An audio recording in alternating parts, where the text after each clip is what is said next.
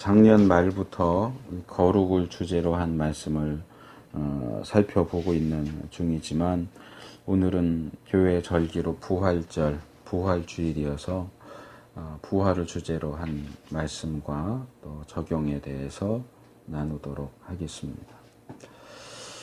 오늘 본문은 원래는 마태복음 22장 23절부터 시작되는 33절에서 끝나는 내용인데 부활을 인정하지 않는 사두개인들이 이 유대인들의 전통적인 관습인 형사취수제도와 관련된 질문을 하고 또 예수님께서 거기 답변하시는 내용의 일부분입니다.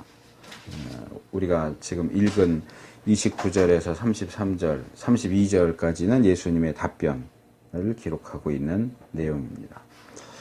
이 본문을 살펴보기 전에 먼저 예비적으로 두 가지 내용을 좀 살펴본 후에 본문으로 들어가겠습니다.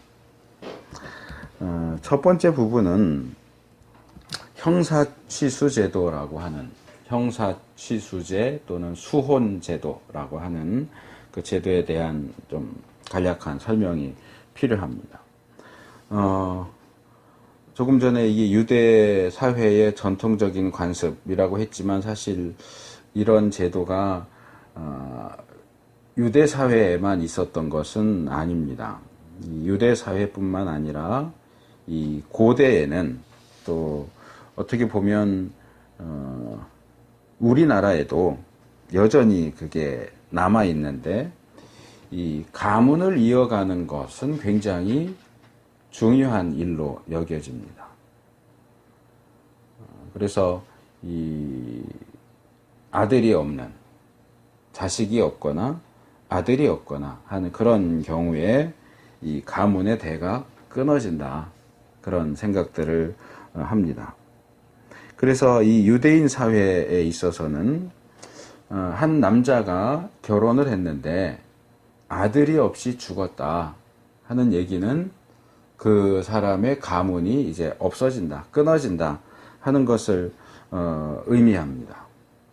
그리고 특별히 출애굽한 이후에 가나안 땅에 들어가면서는 이 각 가문에 따라서 땅을 분배하는데 이 가문의 대를 이을 자가 태어나지 않으면 그 가문의 땅도 이 다른 가문에게 이렇게 다 귀속이 되기 때문에 사람도 땅도 아무것도 남지 않게 되고 그것은 유대인들에게 있어서는 아주 비참한 그런 결과가 됩니다.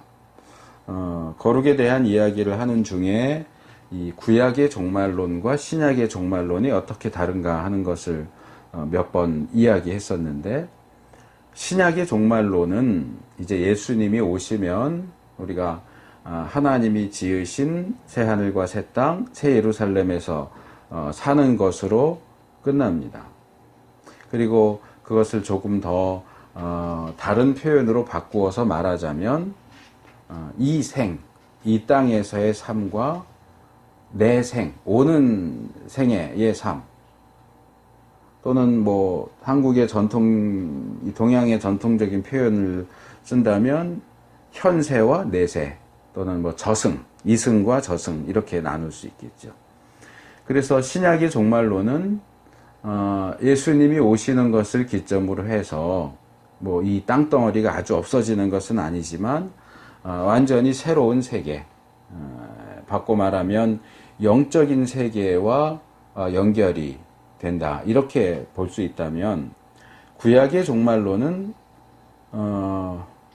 여호와 하나님의 강림으로 이 기존의 세대와 새로운 세대가 연결되는 것은 맞지만 이 새로운 세대가 영적인 곳이냐 그런 개념은 구약에 거의 나와 있지 않습니다. 그래서 이 하나님이 강림하시면 여호와 강림 날 이후로는 여전히 그대로 이 땅에 살면서 이스라엘이 최고 강대국이 되고 주변 나라들은 이스라엘을 섬기고 하는 식으로 이야기가 끝맺습니다. 그런 상황 속에서 대를 이을 자식이 없고 소유할 땅이 없다면 사실상 그것은 그 가문이 하나님의 통치, 하나님의 나라, 그리고 하나님의 백성으로서 누려야 할 것을 아무것도 가지지 못한다는 의미가 됩니다. 그래서 단순히 가문을 잇지 못한다거나 가문 소유의 땅이 없어진다든가 하는 그런 의미에서 그치는 것이 아니라 마지막 때에, 물론 이제 오늘 주제가 이제 부활이고 유대인들 가운데는 부활을 인정하는 사람들이 있고 인정하지 않는 사람들이 있지만 이 사실상 구약에는 부활에 대한 내용이 정말 손꼽을 정도로밖에 안 나와요. 그래서 우리와 입장이 다른 학자들은 구약에는 부활 사상이 없다라고 주장하기까지 할 정도로 한 5손가락 안에 우리가 이거는 부활에 대한 말씀이다라고 말할 수 있는 구절은 그 많은 구약 구절 중에 5개도 안 돼요. 그런 면에서 구약의 그 하나님 나라 개념은 아주 철저하게 현세적이다. 이 땅에서의 삶이 계속 이어진다라는 개념을 가지고 있기 때문에 그 땅에서의 삶을 이어가는 데 있어서 이 자손과 땅은 굉장히 중요하다는 거죠. 그래서 그 가문과 그 땅을 계속 유지하도록 하기 위한 장치가 바로 이 형사취수제입니다. 형사취수라고 하는 것은 이제 한문 표현인데 형이 죽으면 동생이 형수를 취한다 그런 뜻이에요. 형사취수 제도. 형이 죽으면 형이 아들이 없이 죽으면 아들을 낳고 죽으면 상관이 없어요. 근데 아들이 없이 죽으면 그 가문을 이을 사람이 없게 되니까 그 죽은 형의 동생이 이제 동생이 없이 외아들이다 그러면 이제 사촌이나 우리가 룻기에서 보는 것처럼 이렇게 최대한 가까운 친척이 그 일을 하도록 되어 있고 이제 동생이 있다면 동생이 형수와 결혼을 해서 이제 부부가 되는 거고 그 둘 사이에 첫 아들이 태어나면 이제 그 동생의 아들이지만 이 형사취수제도에 의해서 첫 아들이 태어나면 이 첫 아들은 형의 아들이 돼요. 키우기는 동생 부부가 이제 동생이 키우지만 이제 성년이 될 때까지 키우고 성년이 되면 이제 죽은 형의 그 재산과 땅과 그 모든 것을 물려받으면서 형의 가문을 이어가게 되고 두 번째로 태어나는 아들이 동생의 첫 아들이 되는 거예요. 그래서 둘째 아들이 동생의 맏아들이 돼서 이제 동생의 가문을 이어가게 되는 겁니다. 이게 이제 형사취수제의 기본적인 내용입니다. 이것과 관련된 이제 실제적인 그 사건들이 몇 개가 나오지만 대표적인 게 창세기 38장 7절 이하에 나오는 이 유다의 아들들 엘과 오난과 셀라 그리고 며느리인 다말 이야기가 바로 이 형사취수제를 보여주는 사건입니다. 엘이 아들이 없이 죽으니까 오난이 형수 다말하고 결혼을 했는데 이 형사취수제도에 의해서 이제 임신해서 아들을 낳으면 사실상 자기가 손해보는 게 있으니까 이제 임신을 안 시키려고 해서 또 둘째도 죽고 뭐 그런 이야기가 그 창세기 38장에 나오죠. 그래서 오늘 본문에 보면 이 사두개인들이 사실은 거의 현실성이 없는 얘기예요. 뭐 7형제는 가능할 수 있겠지만 7형제가 맏형이 결혼했는데 아들이 없고 그래서 둘째가 형수랑 결혼했는데 역시 아들이 없이 죽고 셋째도 결혼했는데 아들이 없이 죽고 그래서 7명이 다 자식이 없이 죽었다. 이런 건 사실은 현실에서는 참 보기 힘든 뭐 아주 불가능한 건 아니겠지만 거의 현실성이 없는 극단적인 예라고 할 수 있겠죠. 그래서 이 7형제의 예를 들면서 이 일곱 형제가 연속적으로 이 형사 취수 제도를 행해서 일곱 형제가 결국 한 여자와 다 결혼을 했다. 근데 죽으면 뭐 끝이지만 이들은 부활을 인정하지 않으니까 이제 부활의 불합리성을 주장하기 위해서 그 얘기를 하는 거예요.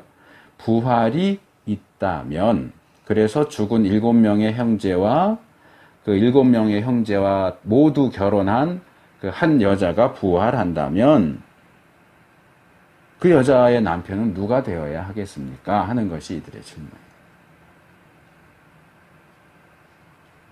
뭐 제일 먼저 맏형이 결혼했으니까 맏형의 부인이다 뭐 이럴 수도 있을 것이고, 뭐 제일 마지막에 부부였던 사람은 막내니까 막내가 남편일 수 있다 뭐 이렇게 뭐 얘기가 나올 수도 있겠고, 어쨌든 부활이라는 것이 있다면 이런 상황이 이렇게 복잡하고 어지러워지는데 어떻게 당신이 부활을 믿는다면 어떻게 답변하겠느냐 하는 것이 이제 이 사두개인들의 질문입니다.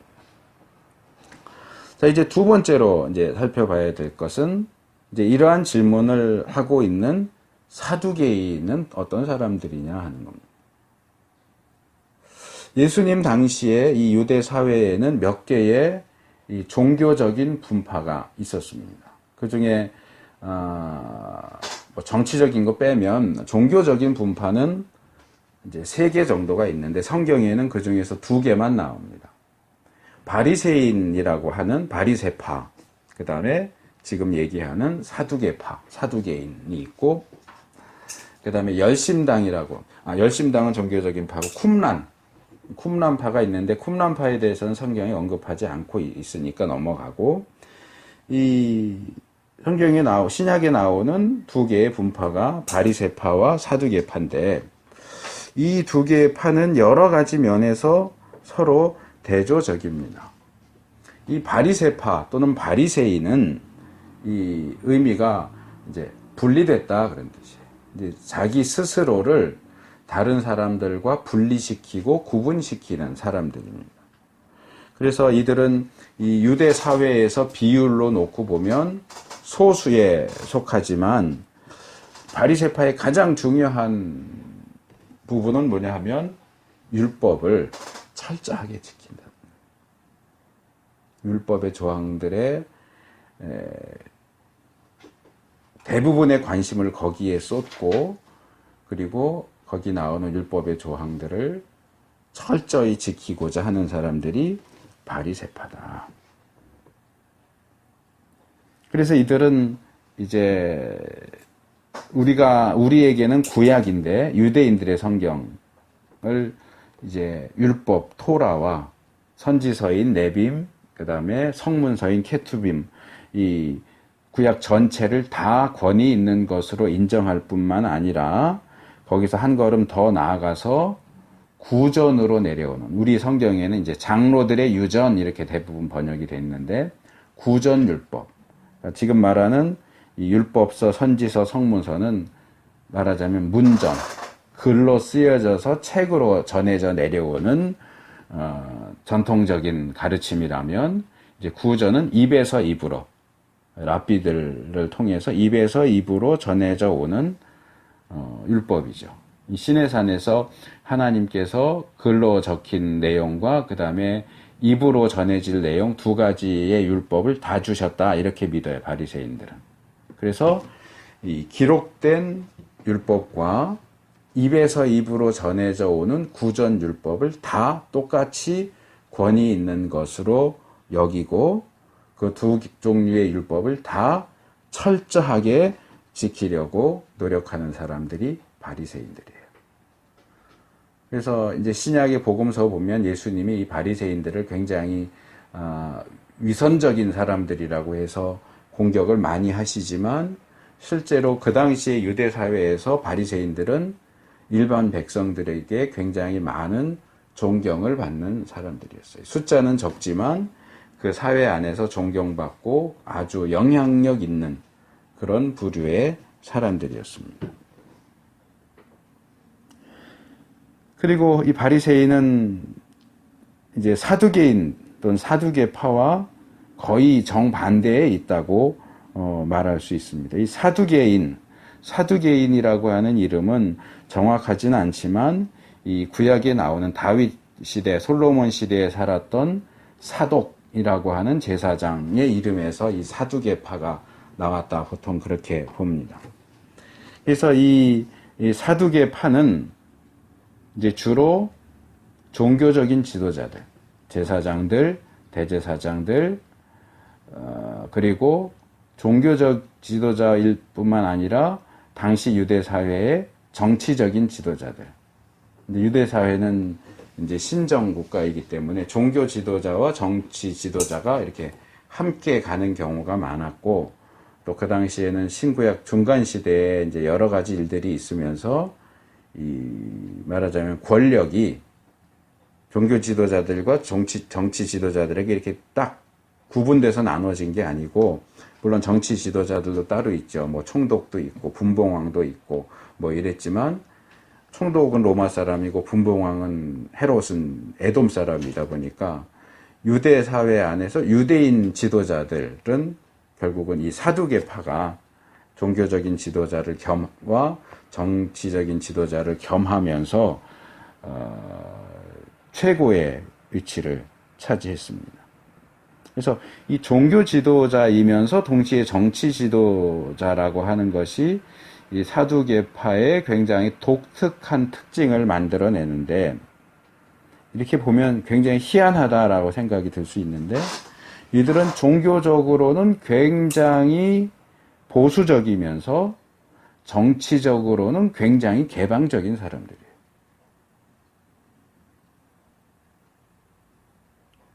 종교적인 면에서 보면 아까 바리새인들은 이 우리가 구약이라고 부르는 그 책과 거기서 더 나가서 구전율법까지도 다 권위 있는 것으로 인정했다 그랬는데, 사두개파는 구전 인정하지 않았어요. 권위 있는 것으로 인정하지 않고요.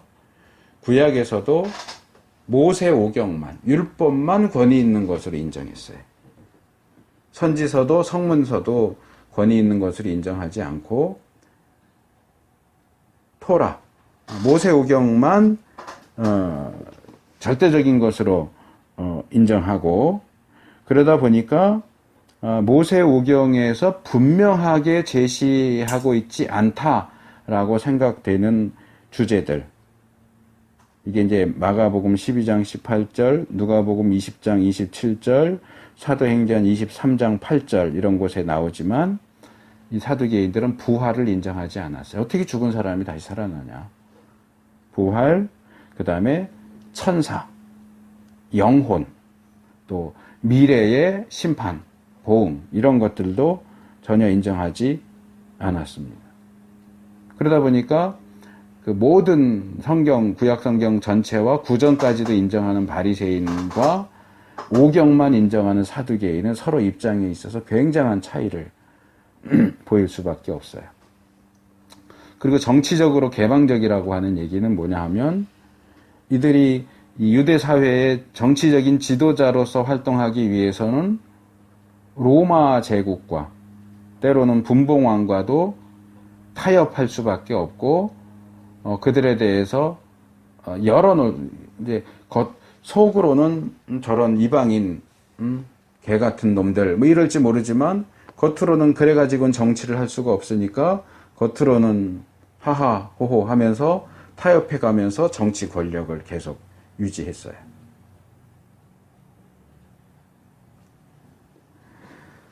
자, 이 정도로 바리새인에 대한 설명을 마치고, 자, 그래서 이런 바리새인들이 예수님을 찾아와서 이 나쁜 의도로 예수님을 곤란하게 하려고 이 7 형제와 관련된 질문을 했죠. 그런데 우리는 이제 덕분에, 그 질문 덕분에 부활에 대한 예수님의 가르침을 이제 접할 수 있게, 들을 수 있게 되었습니다. 그래서 이제 보통 부활절에는 대부분 예수님 부활과 관련된 내용들을 이제 많이 하는데, 저는 오늘 예수님의 부활에 초점을 맞추기보다는 이 본문에서 예수님이 말씀하시는 부활, 보다 근원적인 측면에서 부활을 우리가 어떻게 봐야 하느냐. 그리고 그 부활이 우리의 매일매일의 삶 속에서 어떤 의미를 가지고 또 어떤 것을 우리에게 약속하고 요구하는가 하는 보다 근본적인 메시지를 나누려고 합니다.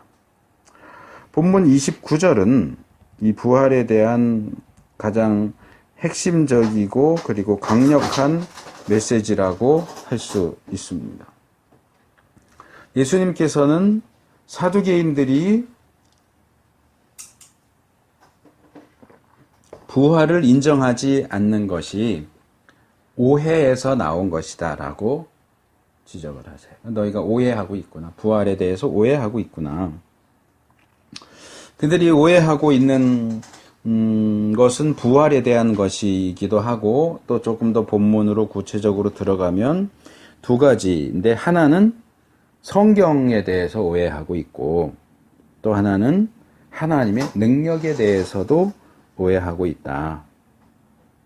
그렇게 말씀하시는데 이 본문을 조금 더 자세하게 읽어보면 이 사두개인들이 성경에 대해서 그리고 하나님의 능력에 대해서 오해만 하고 있는 것은 아니다. 그들의 오해는 이 두 가지 주제 그리고 보다 포괄적으로는 부활에 대한 것이기도 하지만 예수님께서는 그냥 단순하게 너희가 이 두 가지에 대해서 오해하고 있구나 라고만 말씀하시지는 않아요. 뭐냐 하면 그들의 오해는 그 오해 이전에 이 두 가지 주제에 대한 무지, 알지 못하는. 그러니까 오해가 어디서 나왔느냐? 무지에서 나왔다. 알지 못했기 때문에 오해하고 있다라고 이야기하십니다. 그리고 예수님의 이 지적, 너희가 알지 못하는 거로 오해하였도다. 사실 이 말씀을 통해서 우리가 교훈을 받을 수 있습니다. 자, 일단 우리가 무언가 사람에 대해서든 일에 대해서든 어떤 개념에 대해서든 우리가 제대로 알지 못하면 오해할 수밖에 없다 하는 겁니다. 그런 점에서 무언가를 제대로 아는 것 또는 그 대상에 대한 올바른 지식은 아주 중요하다고 할 수 있습니다. 물론 나 그거 알아. 나 그거에 대한 지식이 있어 해서 그것 자체에 만족하고 아는 것에서 지식을 가진 것에서 멈춰 선다면 그것도 또 그것대로 문제가 되죠. 그건 정말 제대로 안다라고 말할 수 없는 상황이 됩니다. 왜냐하면 우리의 삶과 또 우리의 신앙은 알미나 지식만으로 충분하지 않기 때문에 그렇습니다. 다만 우리의 이 올바른 신앙의 기초에는 이 올바른 암과 지식이 자리하고 있어야 한다 하는 점은 놓치지 말아야 됩니다. 보통 농담식으로 표현하는 것이지만 우리가 하나님을 믿는데 덮어놓고 믿으면 안 된다. 성경을 펼쳐놓고 믿어야 돼. 그냥 무조건 믿습니다만 할 게 아니고 하나님이 어떤 분이신지 우리가 어떤 하나님을 믿는지 그 하나님이 뭘 좋아하시는지 뭘 싫어하시는지 그런 것들을 성경을 통해서 알고 그 바른 알매 기초에서 하나님을 믿어야 하고 그 믿음을 가지고 살아야 하는 거죠. 물론 성경을 펼쳐놓는다고 해서 또는 성경을 읽는다고 해서 연구한다고 해서 이런 바른 지식이 저절로 보장되느냐? 그렇진 않습니다. 그래서 우리가 이 성령님의 도우심을 구하면서 신앙 안에서 성경을 읽고 연구하는 것이 필요하죠. 근데 이건 또 이제 다른 문제니까 어쨌든 1차적으로 올바른 알미, 지식이 우리를 오해에 빠지지 않도록 바른 신앙의 길로 우리를 인도한다. 제대로 알지 못하면 오해할 수밖에 없다 하는 것을 기본적으로 마음에 새겼으면 좋겠고요. 자, 둘째로는 우리를 바른 신앙으로 인도하는 그 올바른 암과 지식이 어떤 것이어야 하느냐 하는 겁니다. 그것이 어떤 분야 또는 어떤 내용이냐와 상관없이 그냥 제대로 된 지식, 올바른 알미기만 하면 그것이 우리를 바른 신앙으로 인도하느냐 하면 그렇지 않습니다. 여기서 예수님이 말씀하시는 것처럼 두 가지, 성경에 대한 올바른 지식, 그리고 하나님의 능력에 대한 올바른 지식이어야 합니다. 바울이 디모데전서 4장 8절에서 육체의 연습은 약간의 유익이 있으나 경건은 범사에 유익하니 금생과 내생의 약속이 있느니라 그렇게 이야기하죠. 여기서 바울은 이 경건의 연습과 육체의 연습을 비교해서 이야기합니다. 근데 이것은 이 지식과 연결해서 읽어도 틀리지 않는 교훈을 우리에게 주죠. 이 세상의 지식도 약간의 유익이 있어요. 하지만 이 세상의 지식으로는 금생, 이생과 내생, 오는 생의 약속, 그러니까 구원을 얻을 수가 없는 거예요. 수학을 잘한다고 구원을 받느냐? 과학을 잘한다고 구원을 받느냐? 무슨 영문학을 잘한다고 구원받느냐? 철학을 많이 알면 구원받느냐? 아니, 전혀 상관이 없어요. 이 땅을 살아가는 동안에는 그게 도움이 될 수도 있어요. 영어를 잘하고, 뭐 철학을 잘하고, 심리학을 잘하고, 뭐 경제학을 잘하는 것이 이 땅을 살아가는 데 있어서는 약간의 도움이 될 수 있겠지만 그것은 우리에게 구원을 가져다 주는 지식이 아니에요. 우리에게 구원을 가져다 주는 지식은 경건과 관련된 지식이에요. 성경에 대한 지식, 하나님의 능력에 대한 지식. 물론 그것에 근거한 믿음이죠. 믿음. 그것이 우리에게 구원을 줄 수 있어요. 그래서 우리가 이 땅에서 살아가기 위해서, 그리고 이제 그게 전부는 아니겠지만 이 세상의 지식도 열심히 해야 돼요. 안 그러면 사회에서 도태될 수밖에 없으니까, 살 수 없으니까. 우리가 생존하기 위해서, 또 우리가 사람들에게 영향력을 끼치는 자리에 올라가기 위해서 우리 각자가 선택한 어떤, 말하자면 전공 분야에서 열심히 공부해야 돼요. 계속 자기 개발을 해야 돼요. 그렇지만 그걸로 내가 할 공부를 다 했다라고 생각하면 안 되고, 우리 믿는 사람들은 일반적인 학문도 열심히 공부해야 하지만 특별히 성경도 열심히 공부해야 되고, 이 하나님의 능력에 대한 지식을 얻기 위해서 정말 열심히 노력해야 돼요. 근데 이제 이 부분까지 오면 이제 더 생각해야 될 또 다른 문제가 생깁니다. 그게 뭐냐 하면, 과연 성경을 아는 것과 하나님의 능력을 아는 것은 어떻게 비슷하고 또 어떻게 다른 것일까? 성경을 아는 것 이꼴 하나님의 능력, 이렇게 말할 수 있을까? 성경을 아는 것과 하나님의 능력을 아는 것은 다른 것일까? 비슷한가? 똑같은가? 전혀 다른가? 자, 문제를 조금 더 쉽게 이해하도록 하기 위해서 지금 이 이야기가 주어지고 있는 그 배경이 되는 주제인 부활에 대해 좀 초점을 좁혀서 생각을 해봐요. 자, 사두개인들은 부활을 인정하지 않아요. 그래서 예수님은 그것이 오해라고 지적하시면서 그들의 오해는 성경과 하나님의 능력을 바로 알지 못하는 것에서 파생된 것이다 라고 말씀을 하세요.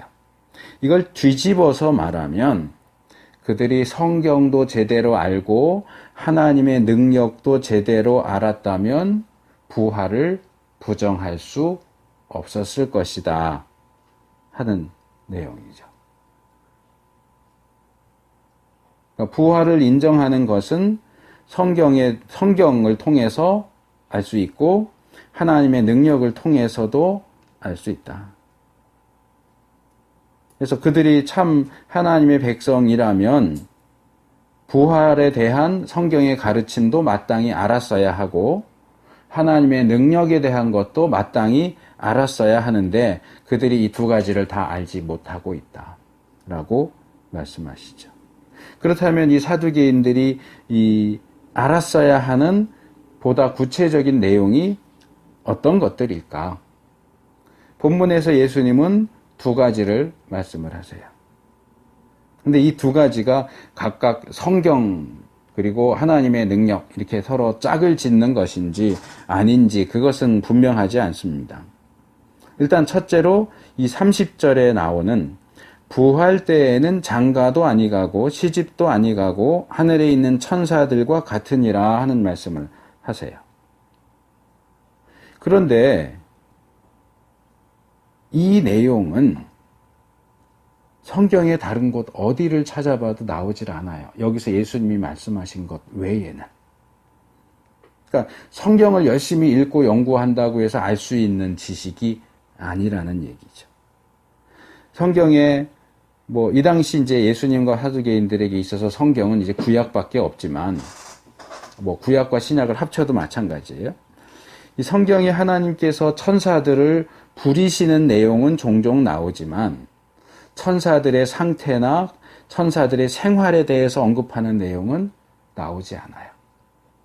여기서처럼 천사들이 결혼을 하는지, 자식은 낳는지, 천사들은 뭘 먹고 사는지, 어디에 사는지, 어떤 곳에서 사는지, 집에서 사는지, 그런 거 전혀 성경은 이야기하고 있지 않아요.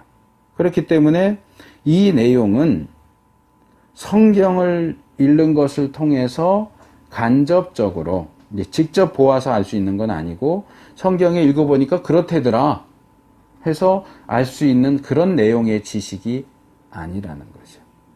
그래서 이것은 하나님이신 예수님 자신의 직접적인 지식에서 나온 것이다. 그러면 이것은 성경이 아니고 하나님의 능력하고 연결시켜야 하는 것일까 하는 생각도 들지만 가능해 보이기도 해요. 근데 조금 전에 지적한 것처럼 이 내용은 예수님의 직접적인 지식에 근거한 것이다 하는 것이 문제가 됩니다. 예수님은 하나님이시니까 천사들이 어떻게 사는지 아세요. 그런데 우리는 그걸 알 수가 없어요. 사두개인들도 우리들도 그런 주제, 천사들에 대해서 또는 부활에 대해서 직접적인 지식을 가질 수가 없어요. 그게 문제인 거죠. 그래서 이 부분과 이제 예수님이 두 번째 말씀하신 내용을 서로 연결시켜서 보아야 한다 하는 것을 생각을 하게 되는데, 우리는 성경에 기록된 것을 통한 간접적인 지식 외에는 하나님의 능력을 직접적인 지식을 통해서 갖는 것이 불가능해요. 하나님보다 훨씬 아래에 있는 천사에 대한 것도 우리가 직접적으로 알 수가 없단 말이에요. 그런데 하나님에 대해서 알 수 있을까요? 물론 수준을 한참 낮춰서 우리가 우리의 일상생활 속에서 발견할 수 있는 이 하나님의 역사하심을 통해서 하나님의 능력을 경험하고 아는 것이 가능하기는 합니다. 하나님이 이렇게 역사하시는구나. 하나님이 이렇게 능력이 많으신 분이구나 하는 것들을 우리의 삶 속의 어떤 경험을 통해서 알 수는 있지만, 본문과 다시 연결을 시켜보면 과연 우리가 우리의 일상 속에서 하나님의 역사하심을 경험한다고 할지라도 예수님께서 이 30절에서 말씀하신 것과 같은 지식을 얻을 수 있겠느냐 하는 거예요. 자, 부활하고도 연결시켜봐요. 우리가 일상의 경험을 통해서 우리 삶 속에서 역사하시는 하나님의 그 역사하심을 경험하는 것을 통해서 부활은 가능해 라고 인정할 수 있으려면 우리가 얼만큼의 경험, 어떤 경험을 얼만큼이나 해야 될까요?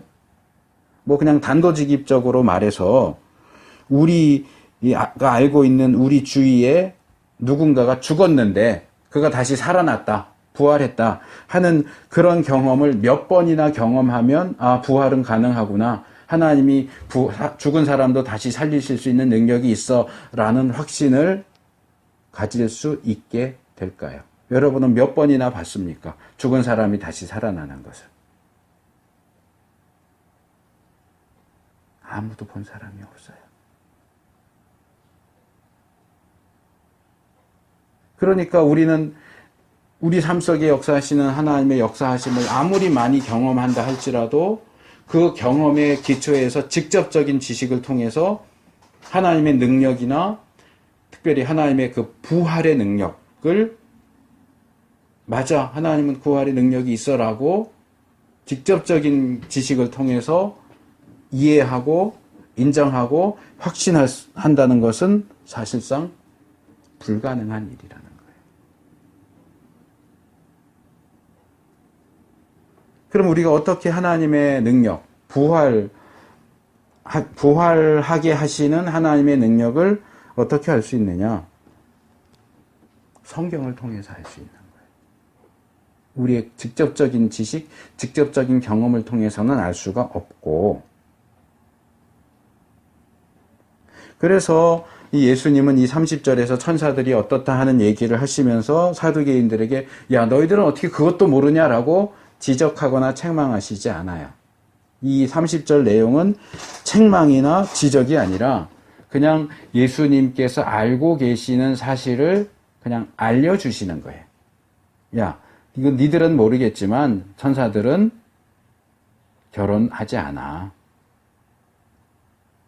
그리고 부활하면 사람들의 그 상태가 천사들의 상태하고 같아져. 이거 누가 아냔 말이에요. 예수님 말고는 아는 사람이 없어요. 그래서 그냥 예수님만 알고 계시는 사실을 밝히셨을 뿐이고, 그러나 이제 이어지는 31절과 32절에서는 약간의 책망 내지는 그런 것들이 들어가 있는 말씀을 하시죠. 예수님께서는 하나님께서 나는 아브라함의 하나님이요 이삭의 하나님이요 야곱의 하나님이로라 말씀하신 이 내용을 너희들이 분명히 읽었을 거다 말씀하시고, 너희가 그 말씀을 읽었다면 그 성경 말씀으로부터 하나님은 죽은 자의 하나님이 아니요 산 자의 하나님이시다라고 하는 사실을 알았어야 했다. 그러니까 어느 정도의 책망과 그 지적이 여기 담겨져 있다고 해야 되겠죠. 근데 여기서 또 다른 문제가 생겨요. 본문에 나오는 사두개인들만이 아니라 오늘날 우리도 역시 이 말씀, 하나님은 아브라함의 하나님, 이삭의 하나님, 야곱의 하나님이다라는 말씀을 수차례 읽었을 것이고 알고 있지만 그 말씀을 읽으면서 이 말씀은 하나님이 죽은 자들의 하나님이 아니라 산 자들의 하나님인 것을 알려주는 그런 표현이구나. 또 거기서 더 나아가서 하나님은 산 자들의 하나님이니까 부활시키는 능력도 가지셨구나 하는 그런 쪽으로 생각을 발전시키거나, 그래서 그런 부활에 대한 지식을 갖거나 확신을 갖거나 하지 못한다는 거죠. 이것은 사실은 신학자들에게 있어서도 참 어려운 부분이에요. 우리는 그냥 호칭으로만 알고 있는 아브라함의 하나님, 이삭의 하나님, 야곱의 하나님이라는 것이 어떻게 하나님의 부활의 능력과 연결되는지 참 이해하기 힘들어요. 그래서 이 마지막 절에 그 말씀을 들은 무리들이 놀랐다. 사람들의 반응을 기록해 놓은 것처럼 우리도 그냥 놀라고 어리벙벙하고 이게 그런 말씀이었어? 아브라함의 하나님, 이삭의 하나님, 야곱의 하나님이라는 이 호칭이 하나님의 부활의 능력을 얘기하는 거였어? 그냥 어리벙벙한 반응을 보일 수밖에 없죠. 이제 이 사두개인들과 달리 우리가 조금 더 유리하고 다행이라고 할 수 있는 것은 그들은 이제 구약만 가지고 있지만 우린 신약도 가지고 있고 신약은 구약보다 훨씬 더 분명하게 부활에 대해서 이야기하고 있어요. 실제 사건으로서 예수님의 부활에 대해서도 계속 언급하고 있고 또 특별히 바울 같은 경우는 부활의 가능성이라든지 부활한 자의 상태라든지 이런 부분에 대해서 그래도 어느 정도 언급을 하고 있기 때문에 우리는 신약 성경을 통해서 부활에 대한 어떤 이해와 신앙을 갖기가 한결 쉬워지기는 했어요. 근데 그 당시 사두개인들은 이 부활에 대해서 직접적으로 가르치는 그런 내용을 뭐 성경에도 어디에도 나오질 않으니까 특별히 그들은 또 오경만 인정을 하다 보니까 거기 부활에 대한 내용이 안 나온다는 거예요. 그래서 우리는 예수님의 부활을 통해서 그것도 물론 우리가 직접적으로 본 건 아니죠. 간접적인 거죠. 예수님의 부활에 대한 성경의 기록을 통해서 또 신약에 나타나는 부활에 대한 말씀을 통해서 부활에 대한 성경의 말씀, 부활시키시는 하나님의 능력을 간접적으로나마 이해하고 인정하고 받아들일 수 있게 되었다고 하는 거죠. 자, 이제 좀 말씀을 정리를 하도록 하겠습니다. 오늘 말씀은 다른 때도 좀 그랬지만 오늘은 훨씬 더 다른 때보다 훨씬 더 좀 굉장히 사변적이고 또 좀 이론적인 쪽으로 이제 설교가 진행이 됐어요. 이 부활과 관련된 어떤 논리들을 쭉 추적하다 보니까. 근데 이제는 논리 말고 다른 부분을 좀 말씀을 드리고 말씀을 마치려고 하는데, 저는 이 본문을 쭉 보면서 특별히 29절에 너희가 성경도 하나님의 능력도 알지 못하는 고로 오해하였도다 하는 이 말씀을 보면서 구약의 한 구절을 떠올렸습니다. 사사기 6장 13절입니다. 전에 아마 이 본문도 제가 설교를 했던 것 같아요. 기드온이 자기에게 나타난 하나님의 사자, 천사에게 이렇게 항의조로 말하죠. 오 나의 주여, 이게 천사를 향해서 하는 말이고, 여호와께서 우리와 함께 계시면 어찌하여 이 모든 일이 우리에게 일어났나이까? 또 우리 조상들이 일찍이 우리에게 이르기를 여호와께서 우리를 애굽에서 올라오게 하신 것이 아니냐 한 그 모든 이적이 어디 있나이까? 이제 여호와께서 우리를 버리사 미디안의 손에 우리를 넘겨주셨나이다. 자, 이 본문을 조금 다르게 보면 여기서 기드온은 예수님께서 말씀하신 것과 상당히 비슷한 내용을 이야기하고 있다 하는 것을 발견하게 됩니다. 하나는 성경입니다. 또 하나는 하나님의 능력입니다. 근데 이제 여기서 성경은 글로 된 성경이라기보다는 구전이죠. 우리 조상들이 일찍이 우리에게 이르기를, 조상 때부터 전해 내려온 말씀이죠. 이제 구전 말씀이죠. 그리고 하나님의 능력에 대해서는 여호와께서 우리를 애굽에서 올라오게 하신 것이 아니냐 한 그 모든 이적. 이적을 행하신 하나님의 능력이죠. 뭐 기드온 당시는 사실상 모세 오경 정도 외에는 기록된 글이 없었으니까.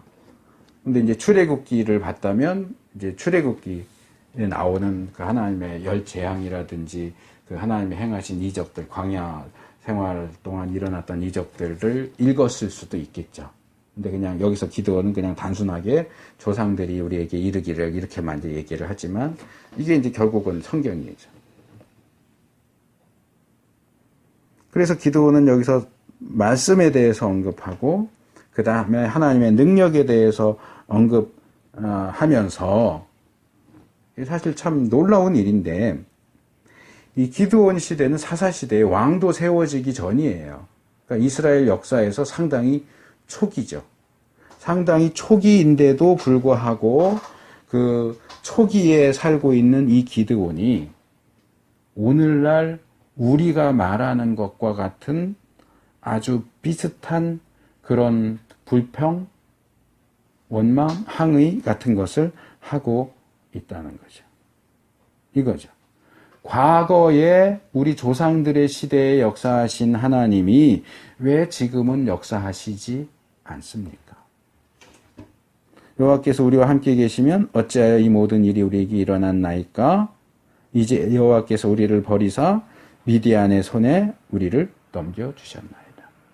우리 조상들을 애굽에서 인도해 내실 때 행하셨다고 하는 그 이적들, 그 능력들은 도대체 어디 간 겁니까? 왜 하나님 지금은 역사하시지 않으십니까?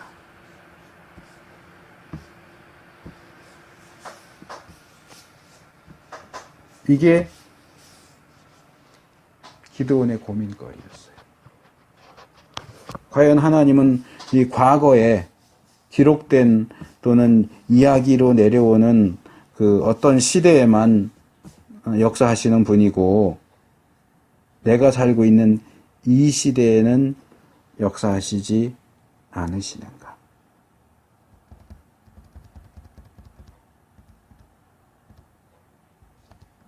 사실 많은 그리스도인들이 이런 생각을 하고 있죠. 교회 다니는 사람 치고 뭐 예수님의 부활이나 또 부활절에 대해서 믿을 수 없어 이렇게 말하는 사람은 없을 겁니다. 물론 뭐 속으로 정말 그 예수님의 부활을 믿느냐 아니냐 하는 거는 또 다른 문제가 되겠지만 적어도 이 겉으로 드러나게 나는 부활이 믿어지지가 않아요. 정말 예수님이 부활하셨을까요? 이렇게 말하는 사람들은 거의 없어요. 일단 기본적으로 부활은 인정하고 넘어가는 거죠. 그런데 이 기드온처럼 지금 여기에서 역사하지 않으시는 하나님. 다르게 말해서 이 하나님의 능력에 대해서는 의심하거나 불만을 품거나 원망하거나 항의하는 그런 모습들이 우리에게 있지 않느냐는 거죠. 죽은 예수님을 다시 살아나게 하신 하나님. 2000년 전에는 그렇게 일하셨던 하나님이 어째서 오늘날에는 그런 능력을 보이시지 않는 것인가? 아니, 죽은 자가 다시 살아나는 것까지는 바라지도 않아. 내 삶 속에서 부딪히는 사소한 문제들조차도 또는 좀 더 중요하게 볼 수 있는 그런 문제들조차도 하나님은 해결해 주시질 않잖아.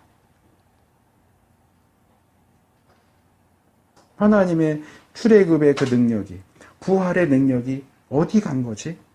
왜 지금은 여기서는 그런 하나님의 능력이 행해지지 않는 거지? 왜 내 눈에는 하나님의 능력이 보이질 않는 거지?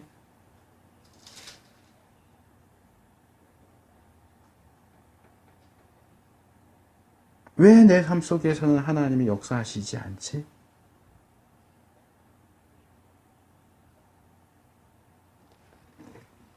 이런 생각들이 우리에게 있지 않느냐는 거죠.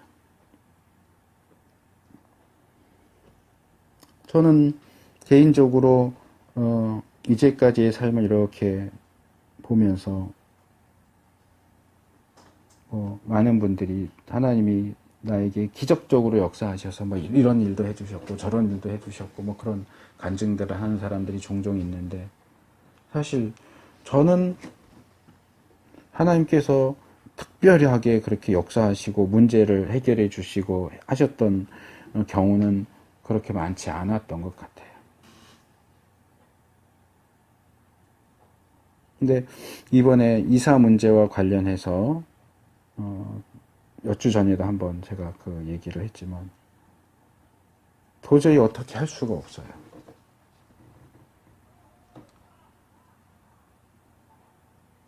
정말 어떻게 할 수 없는 상황 속에서 잠도 이루지 못하고 그냥 하나님 어떻게 해요?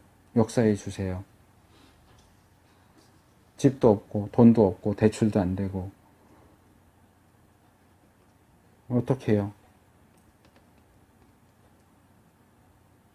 하나님을 부르는 거 외에는 무엇도 할 수 없는, 희망도 보이지 않고 변화의 가능성도 보이지 않는 그 상황 속에서 그래도 어떻게든 믿음으로 가보려고 하면서 어떻게든 이 바르지 않은 그런 어떤 방식들이나 그런 것들을 취하지 않으려고 버티고 몸부림치고 그렇게 했는데, 정말 그냥 한마디로 죽을 것 같은 그런 상황 속에 몇 개월을 쭉 지내왔는데 전혀 생각하지도 못했던 방식으로 하나님이 우리가 이사갈 집을 연결을 시켜주셨어요.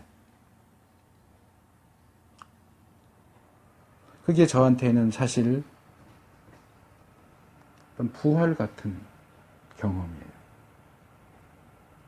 무덤 속에 죽은 것처럼 아무것도 할 수 없이 무덤 속에 누워 있어야 했던 그 상황에서 다시 살아서 일어나서 거기서 나올 수 있는 그런 부활의 경험, 하나님의 능력에 대한 경험.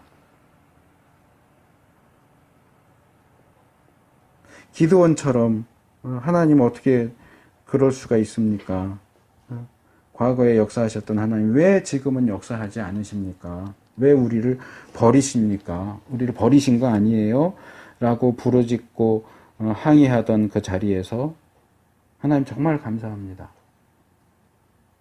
정말 감사합니다. 감사와 찬양을 드릴 수 있는 자리로 옮겨왔다.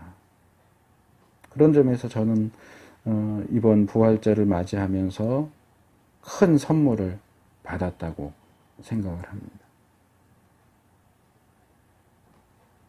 그리고 여기에 함께한 우리 모두도, 모든 사람들도 우리 각자가 처해 있는 상황과 부딪히고 있는 문제가 무엇이든지 간에 제가 받은 것과 같은 그런 선물을 받을 수 있기를 바랍니다. 근데 저는 그런 선물을 받을 수 있었던 것이 제가 그랬다라고 하는 그것보다 오늘 본문에서 예수님께서 말씀하신 것처럼 너희가 성경도 하나님의 능력도 알지 못하던 고로 오해하였도다. 우리가 성경의 그 바운데리 안에 비록 우리 눈앞에 하나님의 능력이 번쩍번쩍 나타나서 있지는 않지만 그래도 하나님을 신뢰하는 그 바운데리 안에 우리가 머물러 있을 때에 우리가 떠나가지 않아야 하는 그 신앙의 자리에 머물러 있을 때 오해하지 않으면서 믿음의 길을 벗어나지 않고 그 길을 꿋꿋이 걸어갈 때에 이러한 역사가 일어난다고 하는 것. 그래서 저희 가정과 교회뿐만 아니라 우리 모두의 삶 속에도 이러한 우리가 우리 신앙의 정조를 지키고 그래서 죽을 것 같은 상황 속에서도 부활을 경험하는 부활의 능력을 경험하는 우리 모두가 될 수 있기를 바랍니다.